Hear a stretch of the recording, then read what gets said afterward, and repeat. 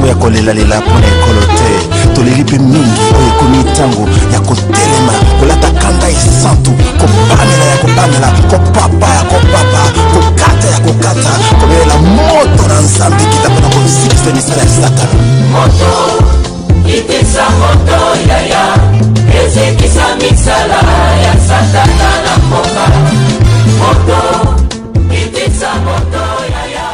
Sortez du milieu d'eux. Je vous salue au nom de notre Seigneur et Sauveur Jésus-Christ. Ce texte de la parole de Dieu est cité dans 3 versets dans la Bible. Dans Jérémie, chapitre 51, verset 45, la Bible dit « Sortez du milieu d'elle, mon peuple, et que chacun sauve sa vie en échappant à la colère ardente de l'Éternel. » Là, la parole du Seigneur parlait de Babylone et le peuple d'Israël qui devait sortir du milieu d'eux. Dans 2 Corinthiens chapitre 6 verset 17, le deuxième texte, « C'est pourquoi sortez du milieu d'eux et séparez-vous, dit le Seigneur. Ne touchez pas à ce qui est impur et je vous accueillerai. » Dans Apocalypse chapitre 18 verset 4, la Bible dit, « Et j'ai entendu du ciel une voix qui disait, sortez du milieu d'elle mon peuple, afin que vous ne participiez point à ses péchés et que vous n'ayez point part à ses fléaux. » Bien-aimés dans le Seigneur, nous entendons aujourd'hui, par-ci, par-là, plusieurs messages de personnes qui nous demandent de sortir des églises. J'aimerais juste apporter ma pierre, ce que le Seigneur a mis dans mon cœur pour partager avec vous. Et j'aimerais que nous faisions très attention à ce que nous allons dire et que nous puissions réellement faire la part des choses dans tout ce que nous allons dire aujourd'hui. Pour ceux qui m'écoutent et qui pensent qu'ils sont très forts, qui peuvent résister à toutes les situations ou les mauvaises choses qu'ils peuvent vivre dans leurs églises, la parole du Seigneur nous dit dans 1 Corinthiens 15, 33. 1 Corinthiens 15, 33 nous dit, ne vous y trompez pas, ne vous y trompez pas. Les mauvaises compagnies corrompent les bonnes mœurs. Beaucoup de gens pensent qu'ils sont très forts, solides et qu'ils ont de bonnes bases. Mais je vous informe qu'en écoutant quelque chose, plus tu entends quelque chose, plus cette chose peut t'endoctriner, plus tu commenceras à croire que c'est quelque chose de normal. Plus tu écoutes un message, plus ce message devient normal pour toi. Lorsque nous regardons les 3 textes que nous venons de lire maintenant, sortez du milieu d'eux, ou sortez du milieu d'elle, selon d'autres versets, nous remarquons une chose, la prostitution. Dans la ville de Corinthe était reconnue pour sa prostitution. C'était une ville de commerce et les gens pouvaient, c'était comme le pont entre l'Asie et l'Europe. Et on pouvait, c'est-à-dire lorsqu'on disait à quelqu'un que tu es une fille corinthienne, cela pouvait être synonyme d'une fille prostituée. C'est-à-dire que la prostitution était telle que être corinthien était synonyme chez d'autres peuples comme c'était synonyme de la prostitution. C'était une ville où il y avait beaucoup de commerce et lorsque les gens passaient de l'Asie vers l'Europe, de l'Europe vers l'Asie, il y avait beaucoup de systèmes de prostitution qui se faisaient dans cette ville. Et lorsque l'apôtre Paul demande aux enfants, au peuple de Corinthe de sortir du milieu, il parle de cette situation dans laquelle cette ville s'est retrouvée. Et lorsque nous voyons dans Jérémie 51, verset 45, le texte parle toujours de la prostitution et lui demande au peuple d'Israël de quitter cette ville, de s'éloigner des Babyloniens. Et aussi dans l'Apocalypse, c'est le même texte de Jérémie qui est repris dans l'Apocalypse pour décrire cette ville qui était tombée. Et aujourd'hui, nous entendons beaucoup de gens parler de ce texte qui tient du milieu d'eux et beaucoup d'églises ont été séparées, beaucoup de gens ont été divisés, beaucoup de cœurs ont été meurtris, beaucoup de pasteurs, beaucoup de gens se sont retrouvés avec des membres l'église est vraiment touchée aujourd'hui par certains messages qui passent. Et vraiment, j'espère que par la grâce du Seigneur, être fidèle au message que le Seigneur me donnera pour vous donner. Je n'ai pas de prétention pour dire que j'ai le monopole de la révélation de Dieu par rapport à ce sujet, mais j'aimerais vraiment apporter ma pierre pour que chacun d'entre nous se retrouve dans tout cela. J'aimerais vous donner 9 raisons pour lesquelles il faut sortir. où il faut réellement sortir d'une église. Où il faut réellement sortir d'une église. Lorsque l'impudicité remplit l'église depuis la tête jusqu'aux pieds, jusque dans la vie des membres, on voit la publicité, on voit des pasteurs qui vivent en concubinage avec les membres de l'église, les responsables de la chorale. Lorsque une situation est pareille, lorsqu'il y a la publicité où le péché remplit l'église, le péché remplit de la tête aux pieds, bien aimé, il n'y a même pas de discussion à faire. Si tu n'as pas la possibilité de changer les choses dans cette église, je t'encourage de quitter. Vraiment de quitter cette église et de trouver un endroit où tu peux grandir dans ta foi. N'oubliez pas dans tout ce que je vais dire maintenant, l'objectif premier est de grandir dans notre foi. Si tu penses que tu as la possibilité, toutes ces choses que je vais citer, si tu penses que tu as la possibilité d'être à un endroit dans une église et avoir suffisamment de l'influence pour changer les choses dans l'église dans laquelle tu te trouves, reste dans cette église. Mais si tu n'as pas la possibilité de rester et de changer les choses dans cette église, bien aimé, pour ton salut, comme le texte l'a dit tout à l'heure, pour votre salut, quittez cet endroit. Deuxième raison pour laquelle il faut quitter réellement une église. Lorsqu'une église est centrée sur le confort matériel, même les prophéties qu'on donne dans cette église, tout est centré sur le confort matériel. On voit même dans des églises aujourd'hui, un prophète qui s'élève, qui dit, ça dit sa prophétie coûte, sa prophétie a un prix. Pour qu'il donne une prophétie, ça doit coûter 500 000, 50 euros, 100 euros. Il y a des prophéties qui coûtent. L'église n'est pas un marché où on vend l'évangile de Jésus-Christ. Il y a des endroits où on vous appelle réserver des tables, réserver des chaises, acheter tel prix, acheter tel... Bien-aimés dans le Seigneur, faisons très attention. Lorsque le message que nous écoutons est centré sur l'argent, sur maman, Jésus dit dans la parole du Seigneur, personne ne peut servir 2 maîtres à la fois. Ou il aimera l'un et haïra l'autre, et il a parlé des mamans. Bien-aimés, lorsque tu commences à servir l'argent, que tu le veuilles ou pas, ton cœur va se détacher de Dieu. Ton cœur va se détacher de Dieu. Et les églises, faisons très attention, lorsque les prédications dites, ce dimanche on parle d'argent, le dimanche d'après on parle d'argent, le dimanche qui vient on parle d'argent, le dimanche qui vient, c'est normal qu'à l'église de temps en temps on parle d'argent parce que l'église a des besoins, l'église a des besoins, il y a des pauvres qui sont dans l'église, il y a des gens, on veut construire des bâtiments, il est normal qu'on parle d'argent, mais lorsque chaque jour on parle d'argent dans une église et tous les messages sont centrés sur le fait que l'homme doit être dans un confort, si tu donnes à Dieu, Dieu va te bénir, si tu donnes à Dieu, Dieu va te bénir. Bien aimés, faisons très attention. Si nous n'avons pas la possibilité de parler au pasteur de cette église, si nous n'avons pas la possibilité de changer les choses, quittons cette église. Bien aimé, parce que cette église ne nous permettra pas de grandir. N'oubliez pas, dans tout ce que je veux dire maintenant, l'objectif premier est de grandir dans notre relation personnelle avec Dieu. Croyez-moi, ce n'est pas des bénédictions matérielles qui nous permettront de grandir avec Jésus. Ce n'est pas les bénédictions matérielles qui nous rapprocheront de Dieu. La troisième chose pour laquelle je peux encourager un chrétien à quitter une église, c'est lorsque les messages sont détournés.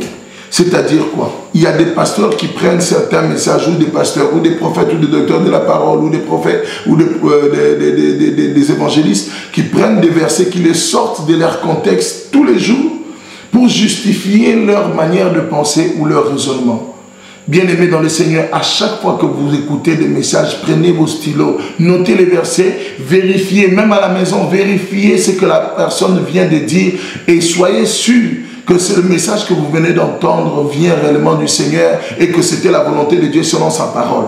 Lorsqu'on sort des choses de leur contexte et qu'on l'utilise d'une certaine manière, c'est de la manipulation. Il n'y a pas d'autre mot pour ça. C'est de la manipulation. Et aujourd'hui, beaucoup de chrétiens sont manipulés dans des églises. Beaucoup de chrétiens sont manipulés et l'église de Dieu est devenue un endroit. J'ai écouté même un pasteur à la télé dire, est-ce que vous savez que l'autorité en place ne veut pas nous donner de pouvoir? Est-ce que les autorités là, ils ne savent pas que nous, on a le pouvoir de manipuler la population? Si je dis à mes membres, ne faites pas ça, ils ne vont pas le faire. Si je dis à mes membres de ne pas voter ça, ils ne vont pas voter. Bien-aimés dans le Seigneur, il faut vraiment faire la part des choses. Lorsque tu sais que dans ton église, le pasteur a le pouvoir de manipuler les membres, bien-aimés, ouvrons nos yeux et ne nous laissons pas entraîner dans beaucoup de choses qui existent aujourd'hui. Et je précise encore, toutes les églises ne sont pas mauvaises. Et si tu as la possibilité de changer les choses et de dénoncer certaines choses dans l'église, si tu peux le faire, fais-le. Et si le Seigneur change les choses, gloire à Dieu. Mais si ce n'est pas possible, quitte cette église. La quatrième chose, c'est lorsque le culte est centré sur l'homme et non pas sur Jésus-Christ. Bien-aimé, j'aimerais que tu puisses comprendre quelque chose. À chaque fois que nous chantons des chants, à chaque fois que nous prions, à chaque fois que nous faisons tout ce que nous faisons pendant le culte, si votre culte est centré sur l'homme, l'élévation de l'homme, la grandeur de l'homme, les bénédictions de l'homme, la domination de l'homme, la puissance de l'homme, même si cette puissance est reçue de Dieu, même si cette puissance nous vient de Dieu, bien aimé, si nos messages sont centrés sur l'homme et non pas sur Dieu, nous avons un problème dans notre église. Et si ce problème persiste, bien aimé, quitte cette église. Parce que cela ne va pas te faire grandir. N'oubliez pas, écoutez très bien, un homme heureux, c'est quelqu'un qui est centré sur les autres, d'abord sur Dieu et puis sur les autres. Un homme heureux c'est pas une personne qui a le regard tourné sur soi-même. Si tu te regardes de plus en plus, si tu te regardes dans le miroir, tu prends beaucoup de temps à t'occuper de ton apparence. Il est normal qu'après tu n'aies pas suffisamment d'amour pour aimer les autres. Bien aimé, il faut que nous puissions comprendre une chose. Une église qui est centrée sur l'homme et non pas sur Jésus-Christ. Même si c'est centré sur toi-même, même si c'est centré sur les bénédictions que Dieu peut te donner, si c'est centré sur toute autre chose que Jésus-Christ, ce n'est pas une église où il faut demeurer et rester. Jésus doit être le seul centre de l'église, le corps du Christ. Jésus doit être la priorité des hommes dans l'église, même pas la puissance. Même pas la gloire ni l'onction, mais Jésus. Jésus doit être au centre de tout. Et nous devons vraiment faire très attention et faire une grande différence entre lorsque nous réclamons la puissance pour des intérêts personnels, ou bien pour être vus des hommes, ou bien pour opérer des miracles, et lorsque nous réclamons Jésus. Nous devons réclamer Jésus, nous devons chercher Jésus, nous devons adorer Jésus, prier Jésus, prêcher Jésus qui transforme les vies, chercher à devenir comme Jésus, chercher à être transformé à son image. Si l'église n'est pas centrée sur ces choses, bien aimé, quittez cette église.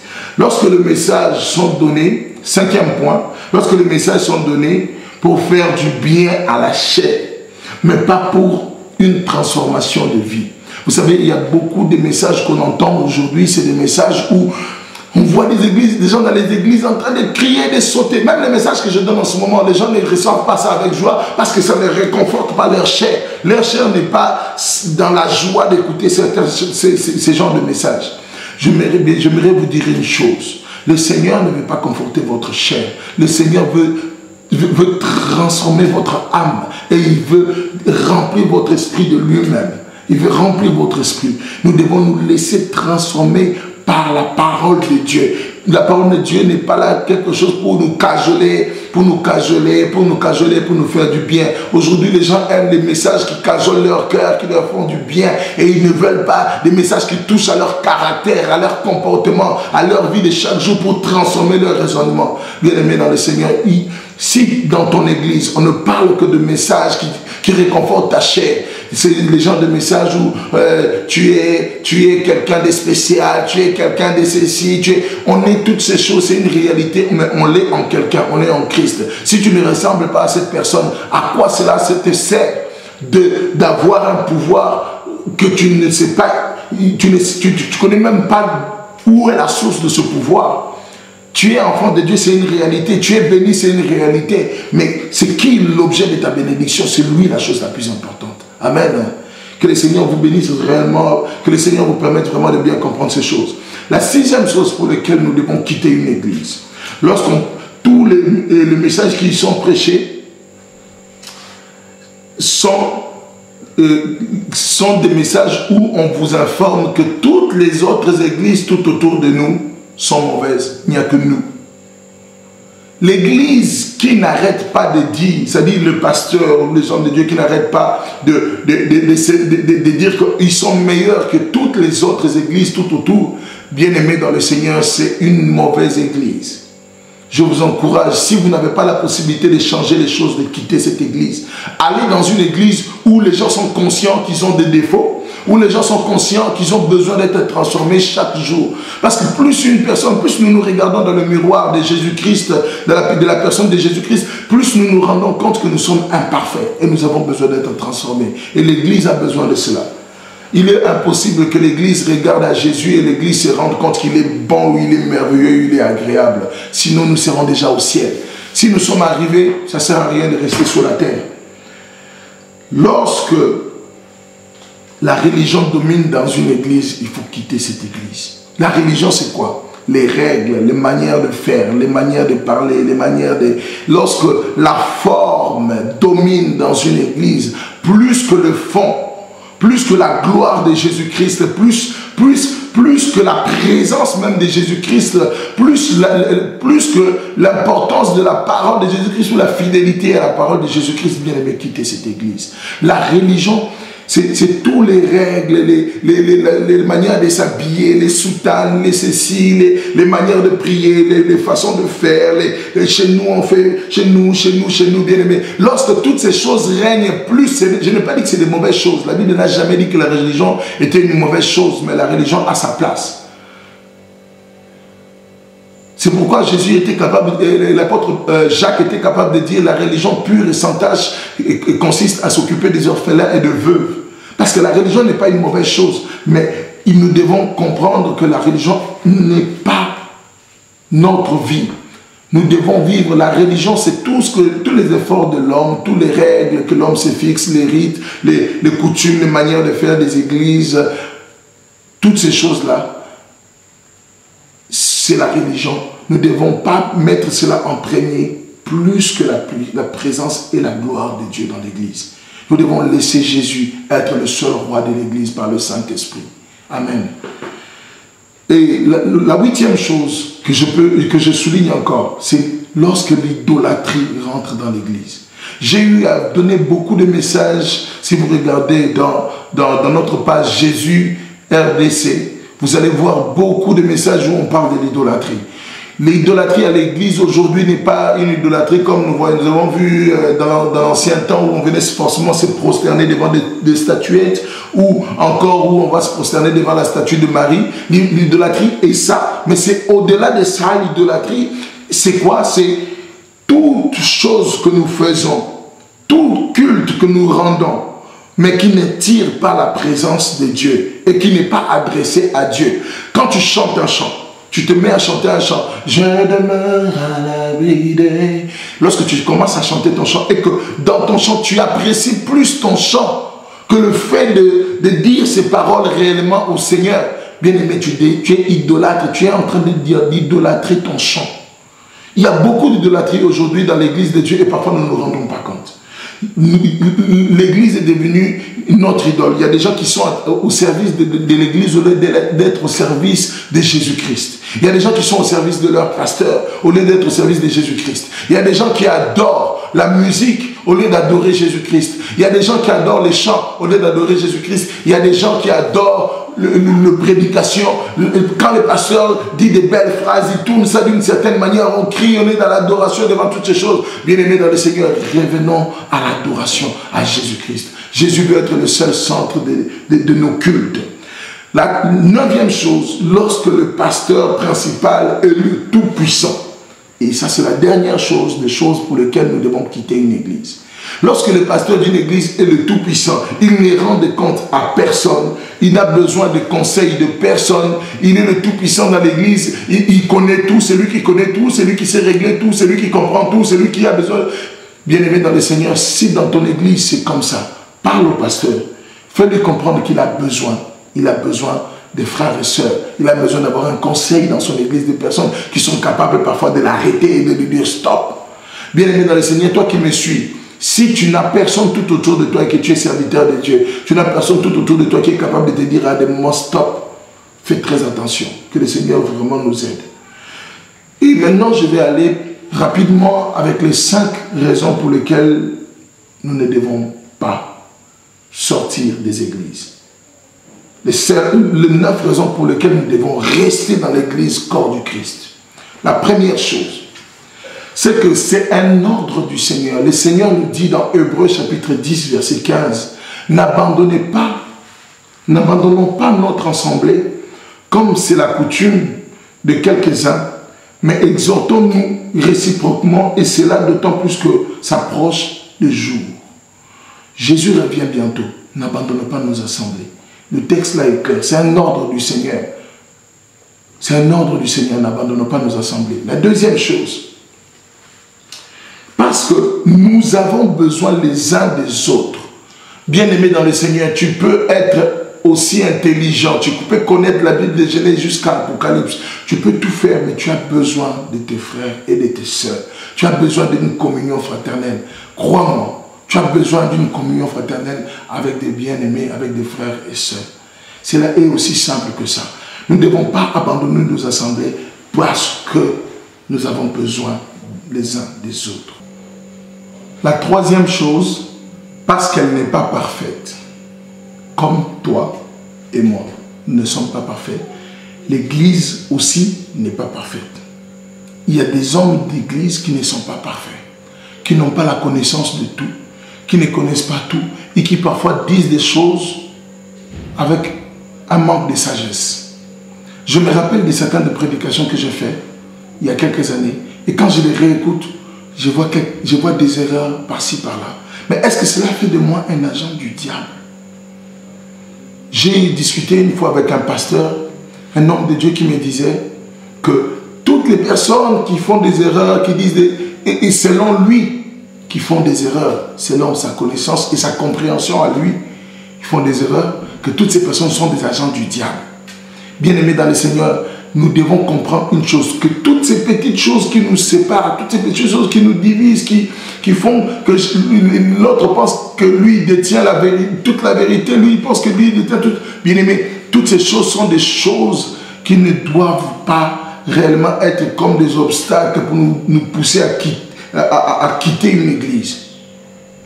Les hommes ne sont pas parfaits. Nous devons apprendre à accorder le bénéfice du doute. C'est parce que les hommes mettent tellement les pasteurs à un niveau, ils les élèvent tellement à un niveau que le jour où ils sont déçus par leur comportement, ils se sentent obligés de quitter l'église. Les pasteurs ont besoin de vos prières, les pasteurs ont besoin, les hommes de Dieu, les pasteurs, les prophètes, les docteurs de la parole, ils ont besoin de vos prières, ils ont besoin de votre aide aussi. Sentons, ma prière est vraiment que le Seigneur nous aide à être une bénédiction pour l'Église plutôt qu'à être des personnes qui critiquent l'Église. Le quatrième point pour lequel je voudrais vraiment insister, c'est que nous devons rester dans une Église parce qu'elle est, l'Église est biblique. L'Église est biblique. Pas forcément telle qu'on la voit aujourd'hui ou telle qu'on peut la définir aujourd'hui ou telle qu'on peut la comprendre aujourd'hui selon l'entendement des hommes avec toute l'évolution que l'Église a subie, toutes les choses que les gens ont fait dans l'Église. Mais l'Église reste biblique. Aujourd'hui, on demande aux gens même de quitter les églises bâtiments. Je suis bien d'accord avec vous. L'église, ce n'est pas un lieu, ce n'est pas un local, ce n'est pas un endroit où les gens se réunissent. L'église, c'est un ensemble de personnes. On peut se retrouver dans un hôtel, on peut se retrouver à n'importe quel endroit. Nous sommes l'église. Je suis bien d'accord. Mais nous ne devons pas diviser des églises avec des messages qui viennent et les gens les plus naïfs sont touchés par ces messages et quittent leurs assemblées pour aller et beaucoup même dans certaines villes quittent les assemblées et répartent dans le monde au lieu d'aller dans d'autres églises. Bien-aimés dans le Seigneur, l'église, le corps du Christ est biblique. Dans Actes chapitre 2 verset 46, nous lisons: ils étaient chaque jour tous assemblés ensemble assidus au temple. Lisez bien, lorsque je vous parle là, prenez des stylos, allez noter les versets, allez vérifier. Ils étaient tous ensemble assidus au temple. Ils rompaient le pain dans les maisons et prenaient leur nourriture avec joie et simplicité de cœur. Ils étaient assidus, c'est-à-dire l'église primitive, la première église était assidue au temple. Ils allaient au temple. Ils allaient au temple, bâtiment, église. Mais cela ne veut pas dire que ce bâtiment devenait une église. Cela ne veut pas ce bâtiment qui devenait une église. Aujourd'hui, couramment, on appelle les bâtiments l'église telle, mais cela ne veut pas dire arrêtons à entrer dans des petits détails pour détourner les raisonnements des gens et les éloigner parfois des endroits où ils sont capables de grandir dans leur relation avec le Seigneur. Évitons de faire ce genre de choses, bien-aimés. Que le Seigneur nous aide vraiment.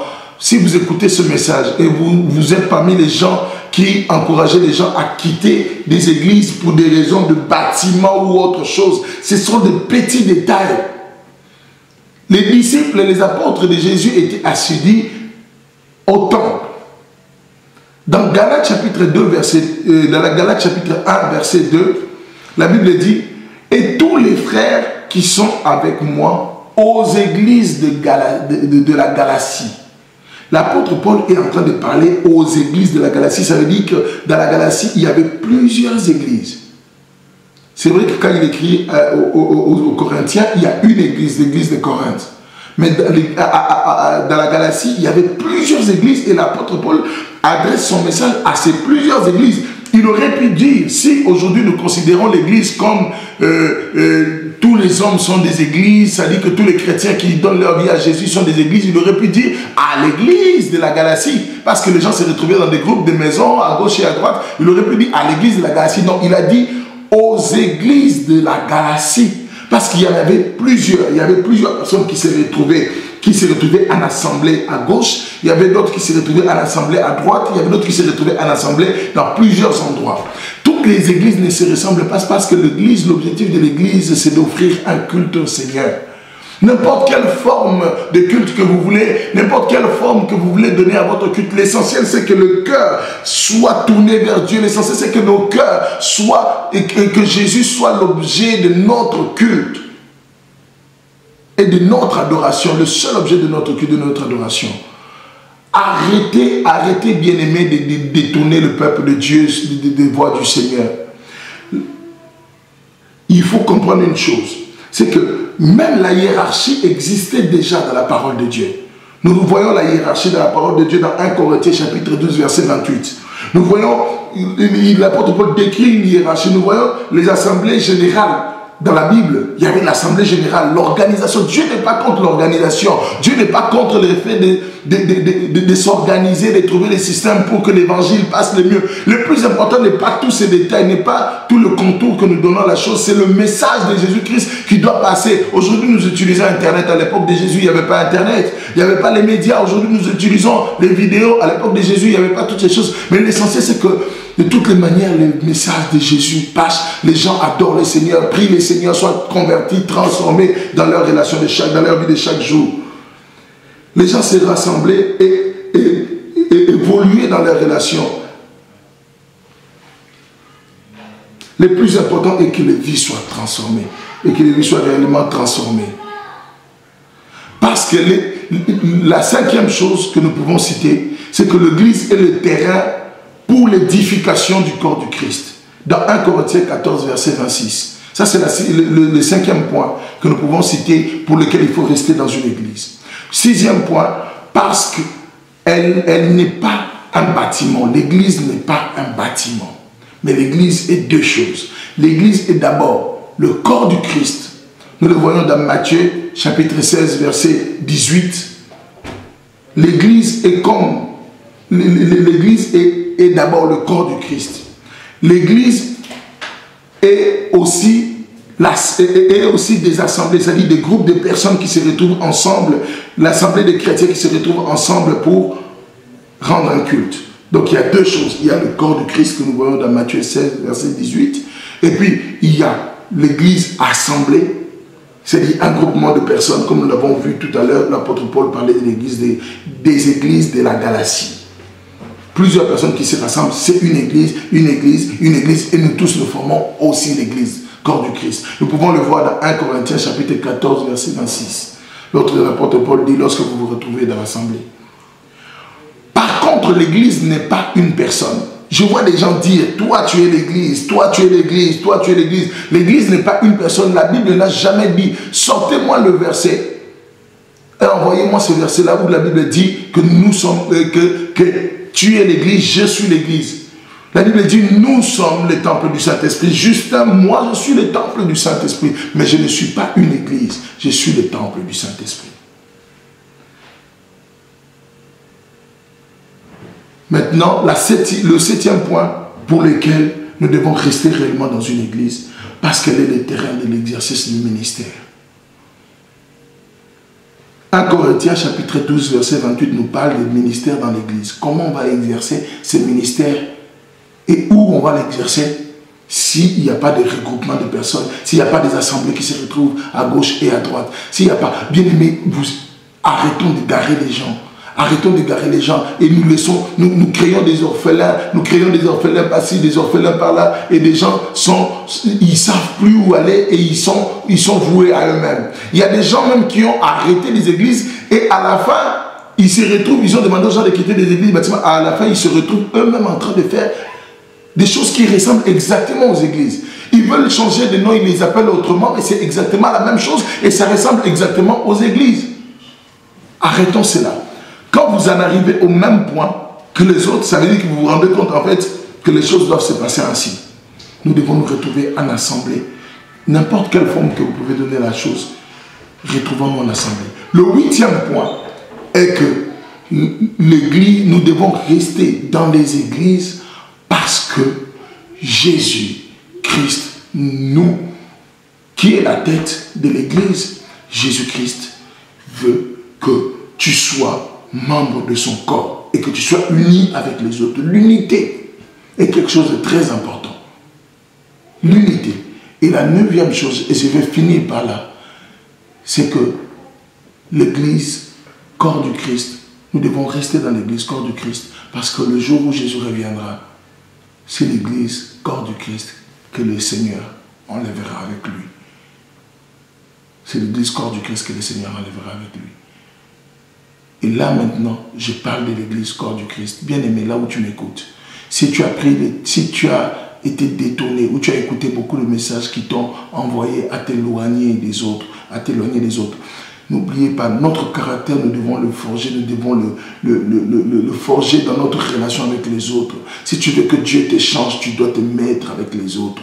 Tu ne peux pas demander à Dieu la patience. Dieu, pour qu'il te donne la patience, il doit te mettre avec les autres et tu apprends la patience.